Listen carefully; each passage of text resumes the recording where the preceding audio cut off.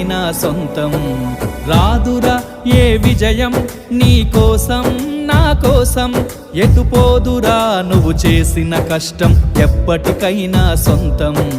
కాలంతో పయనించేవాడికి కానిది ఏముంది, సాధనతోనే సాధ్యమవ్వునని సదాశయంతో సాగర ముందుకు. రాదురా ఏ విజయం నీ కోసం నా కోసం, ఎటుపోదురా నువ్వు చేసిన కష్టం ఎప్పటికైనా సొంతం.